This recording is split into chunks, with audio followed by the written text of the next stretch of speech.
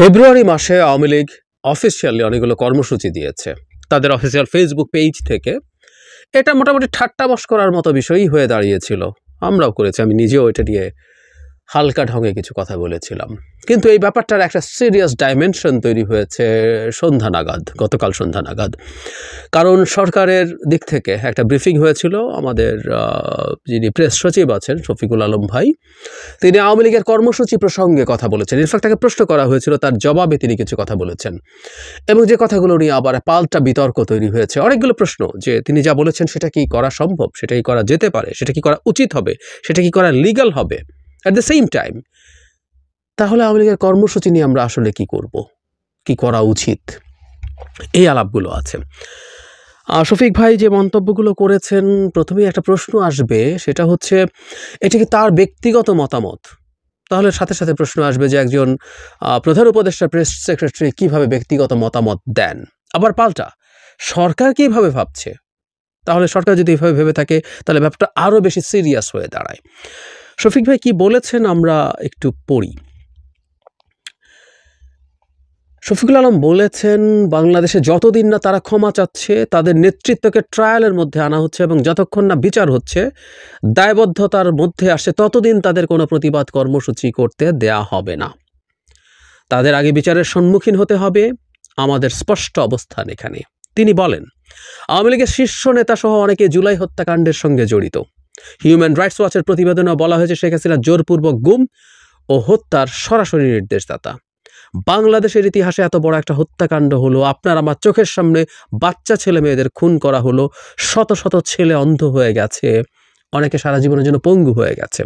তিনি আরও বলেন, তারপরও তো আওয়ামী লীগের মধ্যে কোনো অনুশোচনা নাই, অনুতপ্তও না।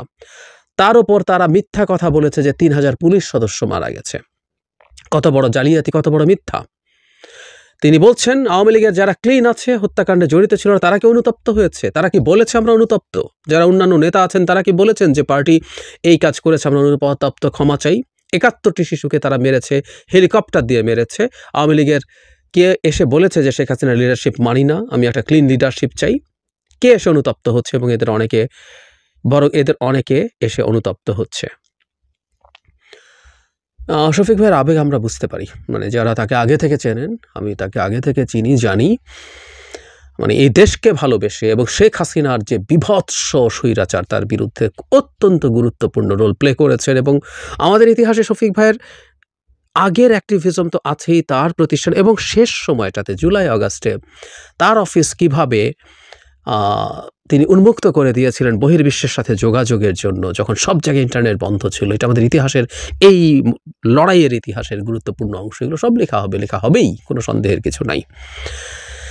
সো তার আবেগটা আমি বুঝি, কিন্তু শফিক ভাইয়ের যে বক্তব্যের মধ্যে খুব মূলগত কতগুলো প্রশ্ন আছে। সেটা হচ্ছে, যেটা অনেকেই প্রশ্ন করছেন, যে আওয়ামী লীগ কি নিষিদ্ধ রাজনৈতিক দল? নয় তো। ইনফ্যাক্ট এই আলাপটা আগেও আমি নিজেই আরেকটা ভিডিও করেছিলাম এক্স্যাক্টলি এই ধরনের একটা সিচুয়েশনে, বেশ কয়েক মাস আগে হবে, তখন একই রকম আলাপ উঠেছিল। তো আওয়ামী লীগ তো নিষিদ্ধ রাজনৈতিক দল যদি না হয়, তারা তাদের ফেব্রুয়ারিতে বিক্ষোভ কর্মসূচি দিয়েছে, মিছিল দিয়েছে এবং তাদের বেশ কিছু দাবি দেওয়া আছে, আমি গতকাল একটা ভিডিওতে পড়ে শুনিয়েছি।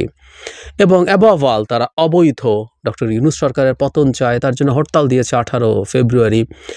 একটা ভ্যালিড বৈধ রাজনৈতিক দল হিসেবে তারা এই কাজগুলো করতে পারে। এখন আওয়ামী লীগ কি অবৈধ রাজনৈতিক দল? উত্তর হচ্ছে না, তাদেরকে এখনো নিষিদ্ধ করা হয়নি, তাদের কোনো কর্মকাণ্ডের ওপরে কোনো রকম কোনো ব্যারিয়ারও দেওয়া হয়নি। তাহলে সরকারের প্রধান উপদেষ্টা প্রেস সচিব এভাবে কি বলতে পারেন? উনি পারেন না। আবার সরকারের অবস্থান যদি এটা হয়ে থাকে, সেটাও ইনফ্যাক্ট খুবই বড় প্রশ্নবিদ্ধ বিষয় হয়ে দাঁড়াবে। কারণ সরকার কোন অধিকার বলে এটা করছে?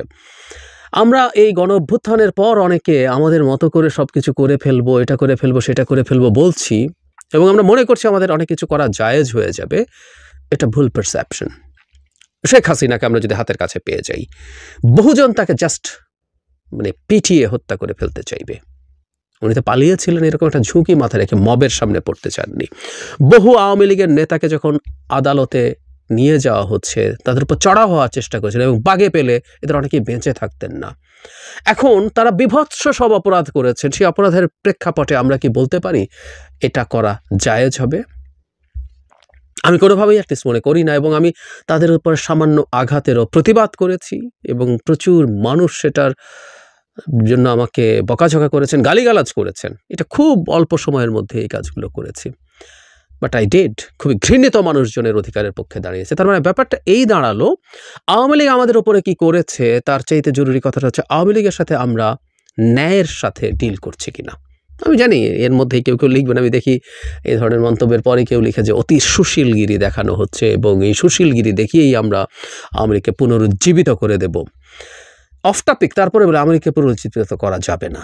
আমরা যদি একেবারে আপাদমস্তক আহাম্মক না হই, আমরা যদি ন্যারেটিভ তৈরি করতে ব্যর্থ হই তাহলে পারবে, কিন্তু যদি অতটা আহাম্মক আমরা না হই আওয়ামী লীগ পারবে না। যে সে আলোচনা পরে। আওয়ামী লীগকে যদি আমরা তার কর্মসূচি পালন করতে না দেই, সেটাও একটা মানে আইনি পথে হতে হবে। একটা রাষ্ট্র কিন্তু আইন দিয়ে চলে, একটা রাষ্ট্র কখনো কারো পারসেপশন দিয়ে চলে না। এটা অনৈতিক, এটা অন্যায়, এটা তো আমি বলছি। সো ওখানে একটা নিউট্রাল জায়গা থাকবে যেখানে যিনি অভিযুক্ত তারও বিচার পাওয়ার স্কোপ থাকবে।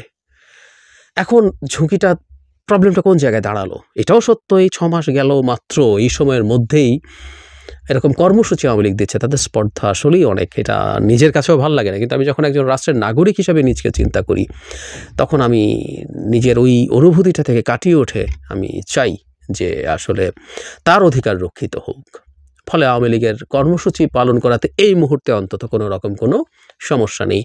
তার নিষিদ্ধ হওয়া দূরেই থাকুক, তার নির্বাচন কমিশনের নিবন্ধনও বাতিল হয়নি। টেকনিক্যালি এখনও আওয়ামী লীগ নির্বাচনে অংশগ্রহণ করার জন্য যোগ্য। এখন একটু এই জায়গায় আসি যে আসলে আমরা কী করতে পারতাম। তারও আগে প্রশ্ন হচ্ছে আওয়ামী লীগকে কি নিষিদ্ধ করার কথা।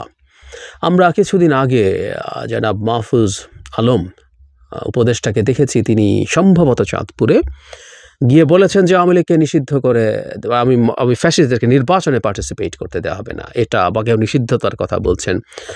এখন নিষিদ্ধের আলাপ আমরা যদি করি, দুভাবে হতে পারতো। একটা হচ্ছে এক্সিকিউটিভ অর্ডার দিয়ে, যেখানে সন্ত্রাসের সাথে জড়িত সন্ত্রাস দমন আইনের 2009 সালের সংগঠনকে নিষিদ্ধ করে দেওয়া যায়।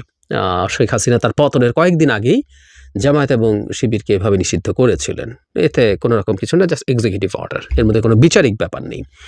কিন্তু এটা একটা প্রশ্ন থাকে সবসময়, একটা সংগঠনকে যখন নিষিদ্ধ করা হয় এক্সিকিউটিভ অর্ডারে, তার আত্মপক্ষ সমর্থনের কোনো সুযোগ থাকে না। ফলে একটা তুলনামূলকভাবে বেটার অপশন ছিল বিচার করার মাধ্যমে তাকে নিষিদ্ধ করা, এবং এটার খুব ভালো একটা সুযোগ ছিল।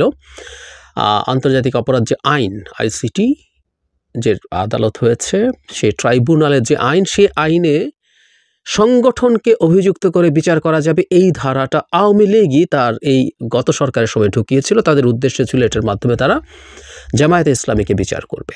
মানে ব্যাপারটা এইরকম, ব্যক্তি শুধু না, কোনো সংগঠন যদি সাংগঠনিকভাবে কোনো মানবতা বিরোধী অপরাধে অভিযুক্ত হয়ে থাকে তাহলে তার বিচার করা যাবে।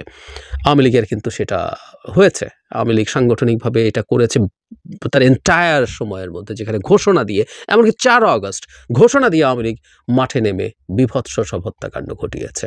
সো সংগঠনকে বিচার করা যেত। কিন্তু আমরা খেয়াল করলাম সারপ্রাইজিংলি সরকারের দিক থেকে একটা স্ট্যান্স আমরা বুঝতে পারলাম। সরকার কিন্তু এই আইনটা পরবর্তীতে ক্যাবিনেটে পাশ করেছে, সেখানে এই সংগঠন বা দল নিষিদ্ধ করার ধারাটাকে বাতিল করে দিয়ে, যদিও ওই ট্রাইব্যুনালে যে সংগঠনের একদম বিচার করা যাবে না তা না, সেটা এখন বিচারকদের জুরিসডিকশনের মধ্যে রাখা হয়েছে। তারা যদি মনে করেন যে এই সংগঠনটাকে অপরাধী করা যায়, তখন তারা ডিফারেন্ট কোনো আদালতে এটা পাঠাবেন। কিন্তু ওই যে বললাম যে শুরুতেই এইটাকে অ্যাকিউজ করার জন্য যে ট্রায়াল করার চেষ্টা, সেটা বাতিল হয়েছে। তার মানে সরকারের অবস্থান আছে সোফার আওয়ামী লীগকে নিষিদ্ধ না করা, আমি তাই অন্তত বুঝি। যদিও বলছি এইটা যে পাল্টানো যাবে না তা না, কিন্তু সরকার এই ধরনের সিদ্ধান্ত নিয়েছে। তাহলে আমরা প্রশ্ন করতে পারি, জনাব মাহফুজ আলম যে বললেন তাদেরকে নির্বাচনে পার্টিসিপেট করতে দেয়া হবে না, কিভাবে বললেন? অবশ্য হ্যাঁ, আমরা যদি ব্যক্তিগতভাবে আমাদের এক্সিস্টিং সংবিধান অনুযায়ী নৈতিক স্খলনজনিত কারণে 2 বছর বা তার বেশি শাস্তি নিশ্চিত করা যায়, তাহলে ব্যক্তি হিসাবে তারা পার্টিসিপেট করতে পারবেন না। আর নির্বাচন ব্যবস্থা সংস্কার কমিশনের পক্ষ থেকেও আমরা কিছু সুপারিশ দিয়েছি, সেগুলো যদি হয় তাহলে জিনিসটা আরও স্ট্রং হবে। কিন্তু দল তো থেকে গেল। তাহলে দল যদি থেকে যায়, দল তো কর্মসূচি পালন করতে পারে, তাহলে সরকার কিভাবে বলে সে কর্মসূচি পালন করতে পারবে না? আমার মনে হয় এই ব্যাপারে খুব দ্রুত, শুধু সেটা না, আমার মনে হয় সরকার আওয়ামী লীগ নিষিদ্ধ করব কি করব না এই ব্যাপারেও একটা আলোচনা করা দরকার। এই যে সংস্কার নিয়ে যে আলোচনা হবে রাজনৈতিক দলগুলোর সাথে, সেখানেই আমার মনে হয় এই আলাপটা করা দরকার, কারণ এটা নিয়ে রাজনীতি হচ্ছে। নিষিদ্ধ হচ্ছে কি হচ্ছে না, ও চাইছে না কেন, সে চাইছে না কেন, ওটা চাও মানে কি, এটা এক একজন এক এক কথা বলছে। সো এটা মনে হয় একটা কনসেনসাসে পৌঁছার চেষ্টা করা দরকার। কয়েক মাস আগে আমি যে সাজেশনটা দিয়েছিলাম, আমার কাছে এটা একটা সাজেশন, আমার কাছে মনে হয়েছিল এটা হতে পারতো যদি আইসি তখন মানে কন্ডিশন ছিল আইসিটিতে যদি ইয়েটা থাকতো, ওই ধারাটা সংগঠনকে নিষিদ্ধ করার, মানে সরকার যদি একটা অ্যাপিল করতো, অ্যাপিল মানে ওখানে ফাইল করতো যে আওয়ামী লীগ সংগঠন হিসাবেও এই কাজগুলো করেছে, সেটার জন্য বিচার চাওয়া হলো, এবং তার সিদ্ধান্ত আসার আগ পর্যন্ত তার রাজনৈতিক কর্মকাণ্ডে একটা স্থগিতাদেশ যদি তারা চাইতেন। এটা অবশ্য নিশ্চিতভাবে আদালতের ব্যাপার, এবং আমরা বিশ্বাস করি এটা হাসিনার আদালত না যে সরকার যা বলবে তাই হবে। আদালত সেটা মঞ্জুর নাও করতে পারতেন, কিন্তু মঞ্জুর করতেও পারতেন। সেই ক্ষেত্রে সম্ভবত লিগ্যালি তাদের এই কর্মসূচির উপর এক ধরনের নিষেধাজ্ঞা দেওয়া যেত। এখনও আমি মনে করি সরকার যদি মনে করে, এবং এটা সত্য, তাদের এই মাঠে নামার চেষ্টা, অবশ্য আমি বিশ্বাস করি না যে তারা মাঠে খুব বেশি নামবেন, এই লিস্ট সাহস তাদের আছে। মানে আমি কোনো পলিটিক্যাল পার্টি সরকার দরকার নেই, সাধারণ মানুষকে ফেস করার মতো কোনো নৈতিক এবং মানসিক শক্তি তাদের আছে বলে আমার মনে হয় না। তারা রাস্তায় আসলে নামার কথা না। তারপরও যদি সরকার মনে করে যে এটাকে বন্ধ করতে, এটা কোনো একটা লিগ্যাল ফ্রেমওয়ার্কে আনতে হবে, কোনো না কোনোভাবে, কোন আইন দ্বারা সম্ভব, কিভাবে সম্ভব, সেটা করে তার কর্মসূচির উপরে স্থগিতাদেশ দিতে হবে। এইভাবে কথা বলাটা ভুল হবে, এবং এই আলাপগুলো বরং আমরা প্রায় বলছি যে আওয়ামী লীগের মধ্যে এক ধরনের ভিকটিমহুড বেচার ক্ষেত্রে সাহায্য করবে। তারা নিজেরা তো বটেই, ভারত বসে আছে দেখাবে এই যে দেখো আওয়ামী লীগের পলিটিক্যাল রাইট নেই, একটা দল ঠিক আছে তার বিচার করো, সবাই বলবে লোকজনের বিচার করো, বিচার হোক, কিন্তু তার পলিটিক্যাল অ্যাক্টিভিটি কেন করতে দেবে না, এইসব আলাপ করা হবে এবং ছড়িয়ে দেওয়া হবে। প্রচুর মানবাধিকার সংস্থা আছে, তারা কিন্তু তাদের কাজে অলমোস্ট নিউট্রাল। আমরা হিউম্যান রাইটস ওয়াচের রিপোর্ট দেখেছি, শেখ হাসিনাকে ধ্বংস করেছে কিভাবে এই দেশের গুম এবং বিচার বহির্ভূত হত্যাকাণ্ডের মতো বিষয়গুলোকে তারা, শেখ হাসিনা সরাসরি নির্দেশে এগুলো হয়েছে, এবং আরও অনেক অপরাধের ডিটেইল ফিরিস্তি আছে। অ্যাট দ্য সেম টাইম তারা সরকারের চ্যালেঞ্জের কথা বলছেন। বাংলাদেশে যেহেতু একটা ডেমোক্রেটিক ট্রান্সফরমেশন হচ্ছে, এই সরকার যেন মানবাধিকার সমুন্নত রাখতে পারে সেই আলাপ আছে। সুতরাং আমরা যখনই এই ধরনের কোনো কাজ করব, এমনকি বলবো, সেটাও তারা রেজিস্টার করবে এবং এগুলো স্প্রেড করবে গ্লোবালি। সুতরাং আমাদের সতর্ক থাকা দরকার, এবং কোনো একটা লিগ্যাল ফ্রেমওয়ার্ক, সেটা আইন মন্ত্রণালয় আছেন বা বড় অন্যান্য ক্ষেত্রে লয়াররা আছেন, তারা সেটার কোনো না কোনো একটা পন্থা বের করা চেষ্টা করতে হবে যদি নিষিদ্ধ করতে চান। আর আমি ব্যক্তিগতভাবে মনে করি তাদের এই নামার আওয়াজ টাওয়াজ এগুলো ফাঁকা বলির বেশি কিছু না, আমি সত্যিই তাই বিশ্বাস করি।